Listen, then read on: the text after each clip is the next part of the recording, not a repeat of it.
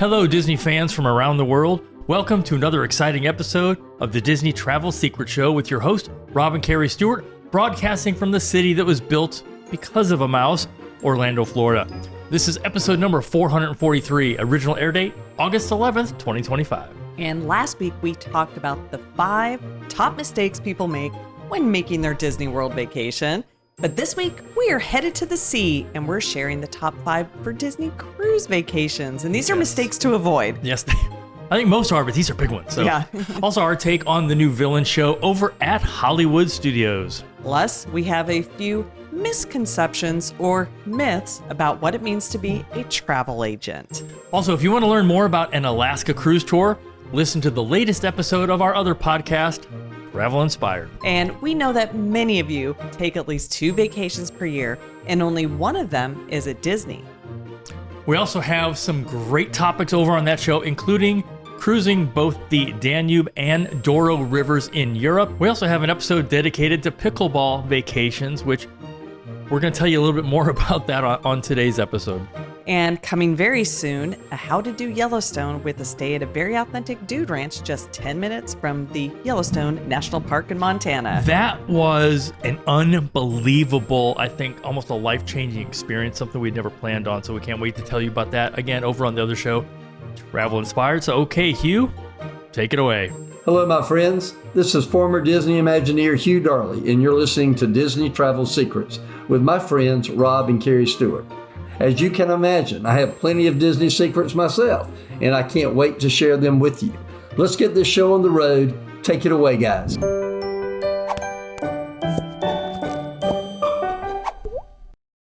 Welcome back to this exciting episode. First thing we want to do today is we want to thank you for joining us. We did a mastermind event about 10 days ago on a Friday with 20 of our CMV travel agents right here in Orlando. Yeah, it was so special, though, having a former Disney Imagineer there training our agents on the customer service experience. He was even taking notes during some of the sessions and came up with a hand-drawn, like impromptu customer journey training right there on the spot. Yeah, it was really special. But we also have another awesome shout out to our niece, Kylie, who was visiting us from Utah the last few days, but it was crazy busy though. It was jam-packed. It was fun though. So the visit started with a very late night pickup. Her flight had been delayed, which by the way, that happens a lot in Orlando this time of year. So we didn't get back to the house till probably midnight. And when you got back from picking her up, again, close to midnight, I was like, pool party. I know, she was all in because she's 2 hour different. It was so fun. And of course, we got to spend some great girl time shopping over at Disney Springs. But one of the fun things we did was we went to watch the new Starlight Parade, which was amazing over at Magic Kingdom. It was delayed a lot that night. And then we caught the fireworks, but we did it from a whole different location, which was right behind Cinderella Castle. And I have to tell you, so we went on Haunted Mansion because the wait time was 13 minutes. And if you know, that means no wait. And so we went on Haunted Mansion and it was super fun, but then the ride stalled and we got stuck. And the idea was we were going to time it perfect where we'd get off that and then we'd go and we'd watch the fireworks. However, that didn't work out so well. So we get off the fireworks and get this. This was something that was really cool. Or we get off the ride and we run to the fireworks. And I said, we're going to have to go behind the castle because they're going off now. We're like mid-show at this point. And the song that's from Tangled was playing. If you've ever seen Happily Ever After. I saw that video. But here's what was really cool was when that song was playing, we walked right by the Tangled area. And I was like, oh my gosh, we couldn't have timed this any better. But I have to tell you, and you need to do this with me one time. Fine. The fireworks from behind the castle, we were walking just down that path. And it was so cool because they were on both our left and our right side. They were everywhere. One thing we did not see, and I purposely tried to see this, was you do not see Tink fly from that side. We've seen that enough times. I know, but for somebody who wants something different, if you go a lot to the parks, try going behind the castle for the fireworks. It was really cool. Now, you guys had fun. I liked hearing the story. I didn't go because I am not a late night person. I have not seen the new show. I now go to sleep earlier than when I used to go out at night back in the day. I mean, way back in the day.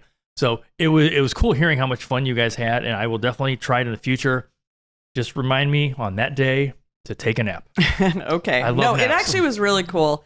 And we do love the fact that even though she's about to enter her sophomore year in college, I'm going to brag on her a little bit. She is a D1 tennis player, sophomore in college, and she still wants to hang out with her aunt and uncle here in Orlando. I mean, we did shopping. We went to all 4 parks. We didn't do a whole lot of rides. We were telling her, you're kind of experiencing Disney like a local, because we'd go in for a few hours.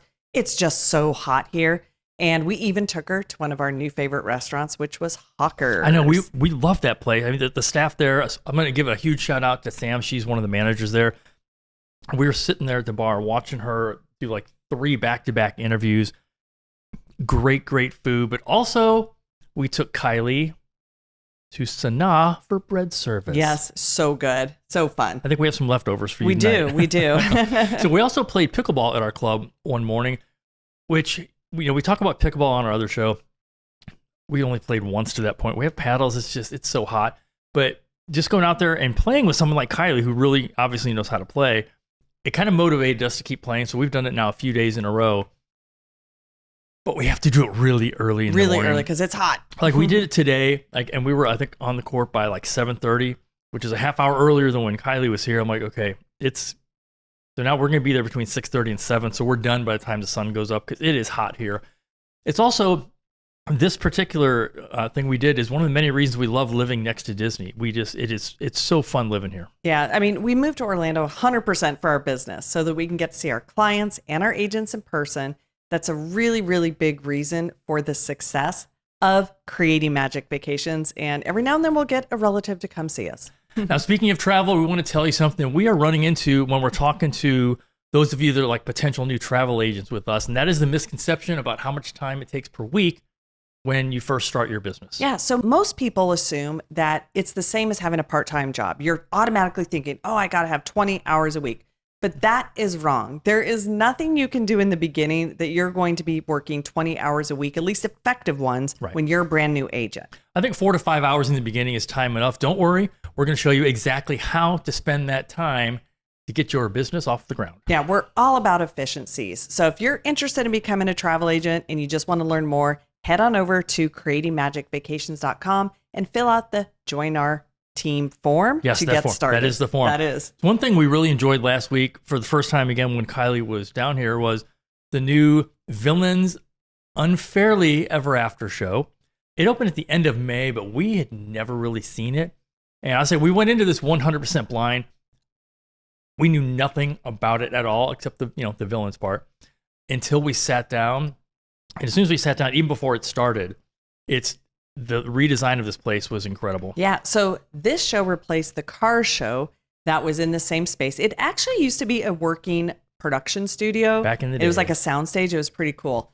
One thing that was really cool, the seating capacity was very impressive. And we went to the 11 a.m. show. So that air conditioning was very much appreciated. Yeah, again, the stage setup was really cool and everyone seemed to love the show.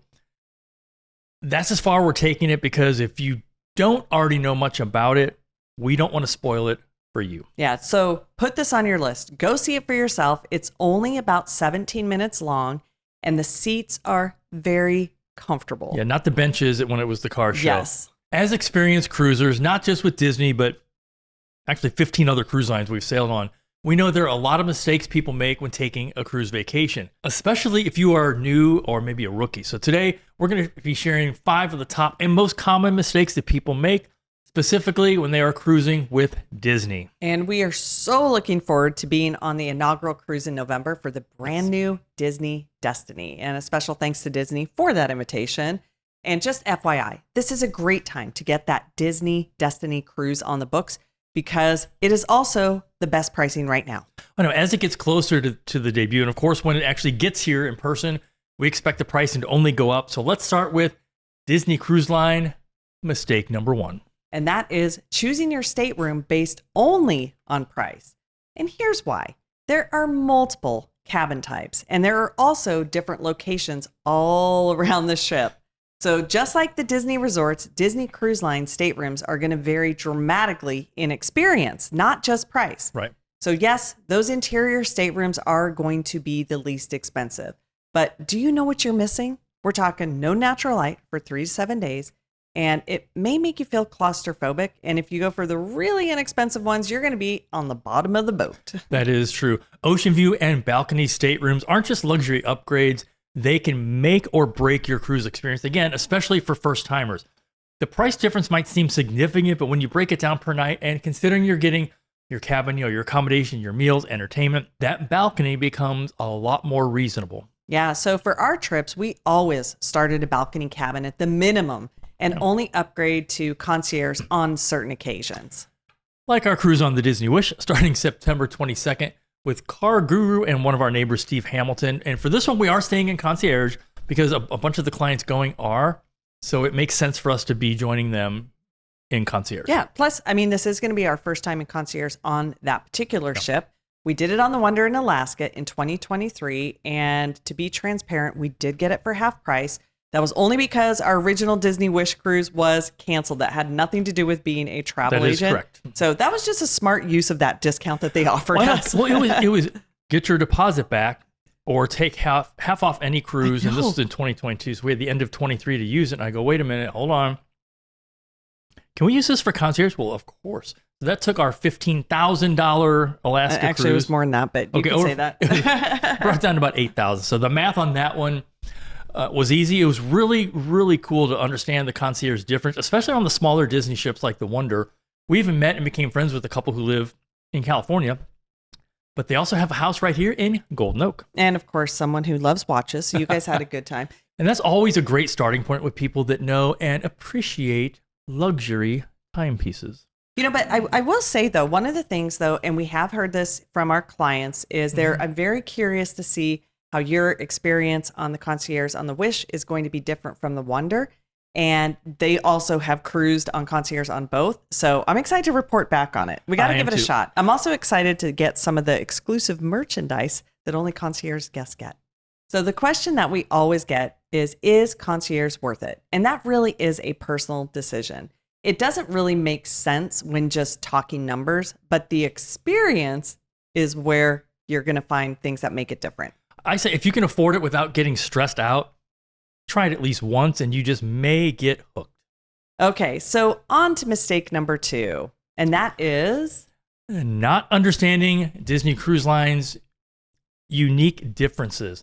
They are not just a cruise line that happens to have Disney characters on board. Yeah, so they have things like rotational dining, split bathrooms in the cabins, because that makes a huge difference.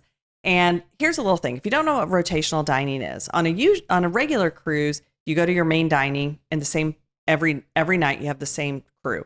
With rotational dining, that means you get to experience different restaurants each night, but your servers stay with you. So many first-time cruisers don't really know that this is a big difference, but that's how it works. And so what they do is they kind of miss out on that experience. One of the things I really like is with the newer ships, they do have more of the shows. Yep. And so you have like the Marvel show, you have Arendelle, we're going to have Lion King, just different shows depending upon the ships. But that rotational dining is a game changer and such a plussed up experience on the Disney cruises. Our pro tip is when you originally make your booking, if you want to have early dining, which means you eat first and see the show later, do that right away. With kids, we know that the early dining is going to go very quickly. So that's our pro tip. If you do want the early dining, we typically don't. If you do it as soon as you make your booking. So mistake number 3 to avoid, and that is booking excursions last minute or not at all. So the Disney Cruise Line excursions, they do book up fast, especially for some of like the more popular ones, or if you're going over to Europe, for example, and those are going to fill up. But some of the things like even Disney's private island experiences at Castaway Cay, one of the things is if you're concierge, you get the first dibs on booking excursions. So if excursions are super, super important to you, you may want to consider that because concierge guests get that first. And if you're a first-time cruiser, guess what? You're at the bottom of the list. And the bottom of the ship. Yeah, but you don't want to be putting it off. The other little pro tip I have there, though, is that if you do need to cancel them, there is a cancellation policy. So pay attention to that for sure. Disney Cruise Line is not I'll get on board and figure it out, because you'll likely be stuck again. We talk about whatever's left over, or worse, spending your port days wandering around without a plan at all. So book your must-do excursions as soon as your booking window opens. typically 75 to 120 days before sailing, depending on your stateroom category. And also, it's based on what level you are with the Castaway Cay, which is their frequent cruisers. Yeah, that is something that is very unique to Disney for sure. On to mistake number 4, and that is skipping specialty dining and not knowing how beverages work on both. This is very different for Disney. It is both regular and adult bevies. We've done 8 cruises with Disney starting back in 2013 on the Disney Magic. Love that for ship. the TCM cruise. One thing we always do is a meal at Apollo, which is Disney's upscale Italian restaurant. Yeah, so whether it's for dinner or for brunch, that restaurant is where we met, and we actually had a really nice conversation with the Alex Trebek. The Alex Trebek, yes. And since we are going on our 9th cruise with Disney next month, it means that we only have one more before we are officially platinum. I feel like we should be platinum. I know so much about Disney cruises. It's crazy. Wait, the funny thing is, platinum is really the tier you want to get to, because that's when you get the priority boarding. And sometimes if it's your first time or you're silver or gold like we are right now, those lines can get a little wonky. So being able to walk straight onto priority boarding through security is a very big deal. Yeah, but there are some things to know about how beverages work on Disney, because it is different from other cruise lines. So on a Disney cruise, sodas are included. Plus, you can bring 2 bottles of wine or champagne, or a 6-pack of beer, or maybe 7-pack. Not just on embarkation day, but also in each port. And the specialty dining, while additional in cost, it's a great way to plus up your dining at a fraction of the cost. Yeah, a lot of people don't realize that there are no drink packages on a Disney cruise. Now, they will have maybe a beer package when you're on the private island, but it's not the same. I get this question a lot, but just plan accordingly. And you know what? When it comes to restocking when you are in each port, we have tested this theory, because if you're like us, you've been to Nassau too many times to count. Exactly. For us, that pretty much is a great day to just spend on the ship, but we'll do a beverage run. We'll go and we'll do a little restock. Right. So there's really not that much to do there in Nassau, which is why, again, it's a great day to stay on the ship and explore. But again, like we said, it's also an adult beverage run for us. We go to the same store every time to top off our stash. Unlike other cruise lines, you can take it to your room and you can drink it anytime. Yeah. Speaking of, we also save a bottle of champagne for our disembarkation day. That one's kind of fun, because we usually have a driver that takes us home. And so we'll just enjoy that bottle, get in the car service, and head on home. To be clear, we're not having a bottle of champagne for breakfast in the morning and then driving from the port. Special thanks to our friend and our exclusive transportation partner, Sam, over at Fleet Transportation. We no longer drive to the airport. We no longer drive to Port Canaveral. So a great option if you guys are looking for private transportation. Yeah, and he will give our listeners a special discount. Yes. So go to fleetfl.net and reach out to Sam. But do it personally. Don't do it on the site. Yes. Call him and mention Rob and Kerri to get that special pricing. Okay, on to our last mistake to avoid, and that is number 5, which is not planning for Disney Cruise Line's booking policies and their hidden costs. A lot of people don't know this. So Disney Cruises have a strict policy that catch many people off guard if you've never been, and that is gratuities you can prepay, or they will be automatically charged to your final bill. Also, internet packages are additional. Yes, those they are are not included. You'd think they would. Hey, give us a good signal and we'll be on Instagram sharing our experience. Well, and little things like if you need laundry services, those are additional and they can add up. So just kind of keep that in mind. But one thing I do love about Disney Cruise Line is they do have a unique cancellation policy that is different from other cruise lines. And that is, if you book anything other than concierge, your deposit is fully refundable up until the date your final payment is due. So that gives you some flexibility if you need to move things around. So that's something that is important to understand. Also, their travel insurance, you can add up until final payment as long as you're not in concierge. So that's, these are some additional things that most families don't really budget for. They also have photo packages. They do not work like Memory Maker on board. And then you may have things like your spa treatments. Those are not included. So if you're a new cruiser, spa treatments, shore excursions, they're not included in your cost. Again, this is worth repeating. If you deposit a concierge suite on any Disney cruise line, it is not refundable. And here's why. There are not that many. I mean, the smaller ships clearly don't have as many. The larger ships have more. But they don't want people holding that space and, couple months before the cruise decide they're not going to go, which means someone else could have bought that. So concierge level, once you're deposited, you are committed. So here are some pro tips. Number 1, book your Disney cruise as early as possible, not just for the best price, but the best stateroom selection. That is key. And that'll be very important on the brand new Disney destination. Yes, it will. Also, consider working with an authorized Disney vacation planner agency like Creating Magic Vacations and our agents who specialize in all Disney trips and, of course, Disney cruises. Plan your port day activities in advance, especially for Castaway Cay. Some people think, oh, I'm just going on the island. We'll just kind of wing it. Have a plan. You may be surprised at some of the things that you can do. Also, here's a big one. Set a realistic budget for the onboard extras and stick to it because there are a lot of temptations on these ships. Yes, there are watches. I do not buy watches on cruise ships. Actually, you do not. You do not, but some people do. Yes. Also, work with your travel agent or do some research on that specific ship that you're sailing. Here's why. With Disney, they all have some unique things that are special to the story of that ship. If we can help you book your next Disney cruise or any cruise for that matter, please head over to creatingmagicvacations.com and fill out the very, very fun Plan a Vacation form. And as a reminder, for those of you who made it to the end of this show, here's your bonus. Here's your bonus. If you would like to grab 20% off your Cirque du Soleil tickets for Drawn to Life over here at Disney Springs in Orlando, or get a special rate on your private transfers with Fleet Transportation, please reach out to us. Thanks again, and until next time, have a magical day. We hope to see you real soon.